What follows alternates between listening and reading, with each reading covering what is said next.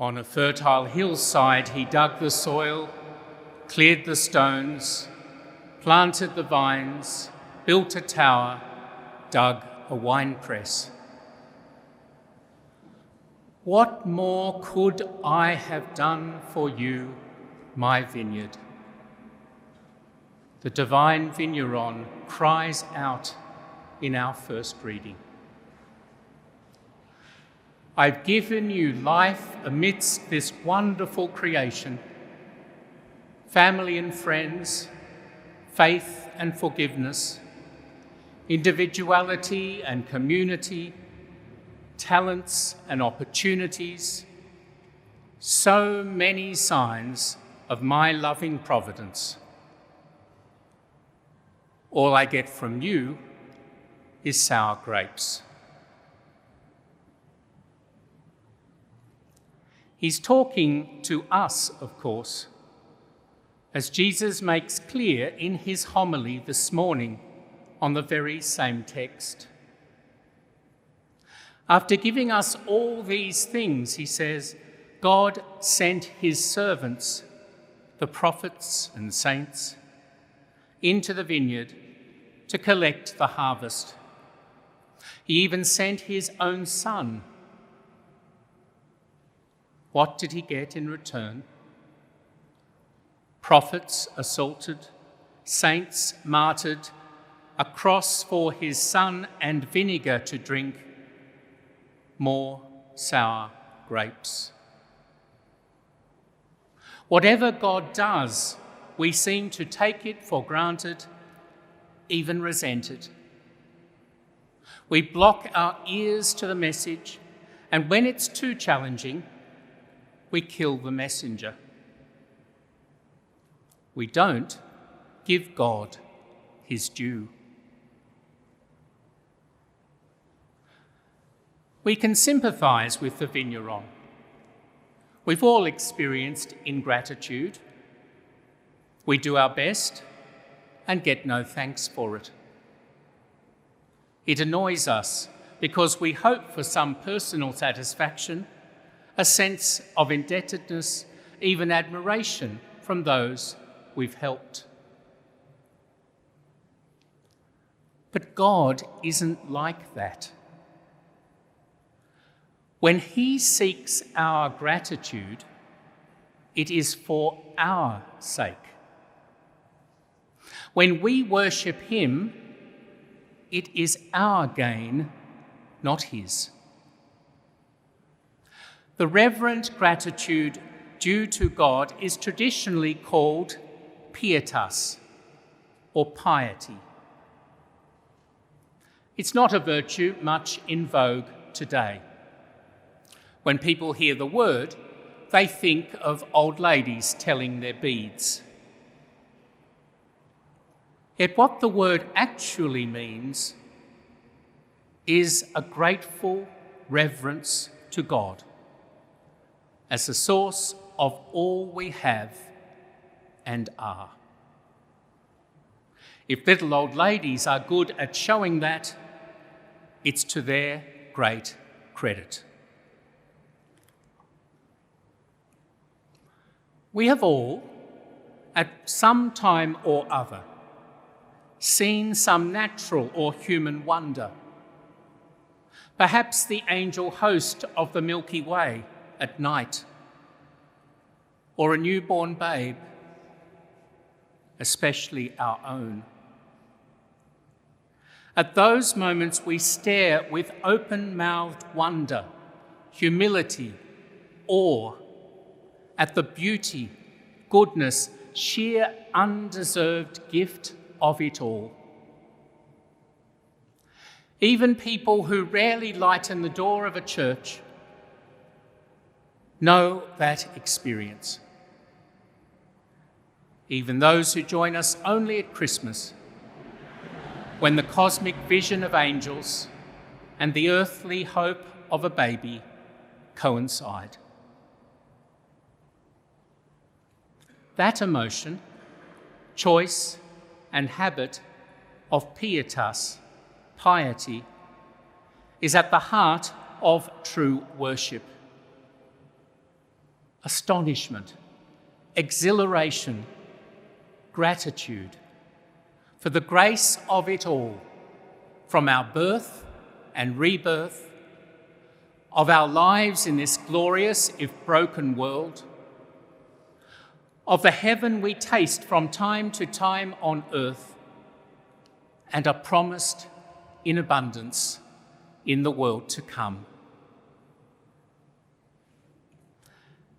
That pietas should extend from God as the planter of the vineyard and source of all being to the soil and vines and farm workers, those who've mediated that being to us, those who've gone before us marked with the sign of faith, those who built our church and society, bequeathing to us institutions, traditions, values and beliefs,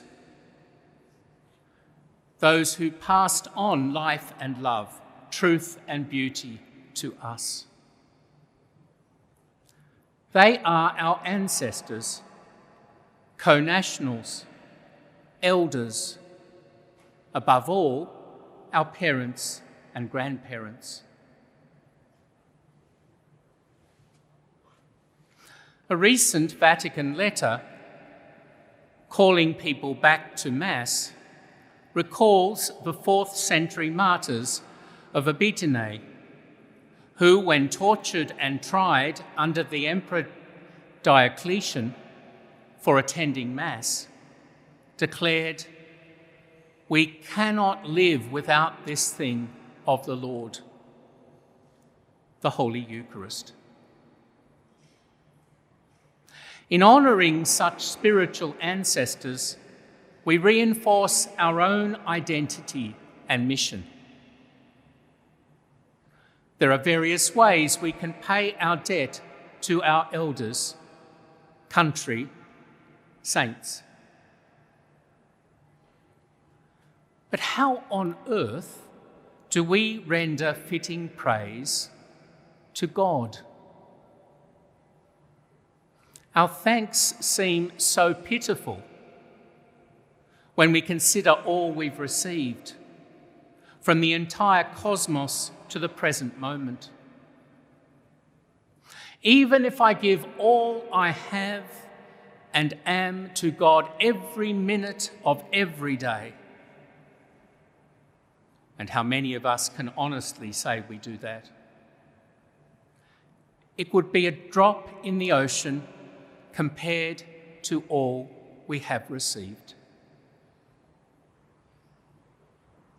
And so, like a parent who gives her child not only Christmas gifts for themselves, but even presents for the child to give their siblings and parents,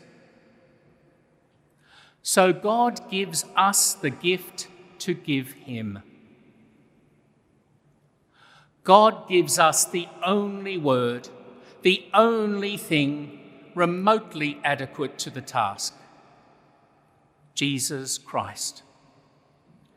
He is what we give back to the Father. The COVID-19 pandemic and public health orders have hit the churches hard. Churches were closed for a time, then reopened with limited numbers. Even now, when community transmission is mercifully so low, we are limited to 100 in a big church, even fewer in a smaller one. Strangely, pubs, clubs, reception halls and casinos are permitted 300 at a time. But this cathedral, that is bigger than any of them, is still limited to 100. Nor are pub patrons pressed to wear masks as we are, even though they are rather less reliable distances. Mass attendance in Sydney parishes is now somewhere between a third and a half of where it was pre-COVID. That's challenging, even taking into account the limitations on numbers permitted in church, and the fact that the anxious and symptomatic, the elderly and otherwise at risk have been asked to stay home. But after getting used to live-streamed masses, or simply giving it a miss for a while,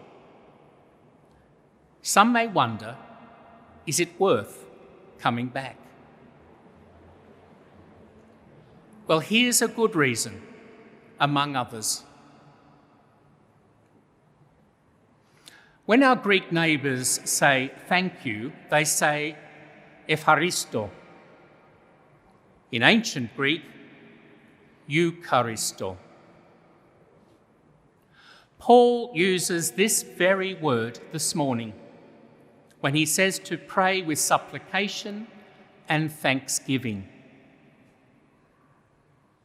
So while much of the Mass is seeking, asking, interceding for this or that, for this person or that, the Mass is also our greatest act of offertory, praise, return.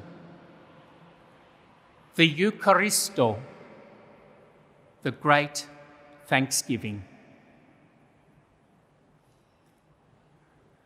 God, the doting parent, gives us Jesus Christ to be the rent we pay the cosmic landowner. He is our only worthy sacrifice.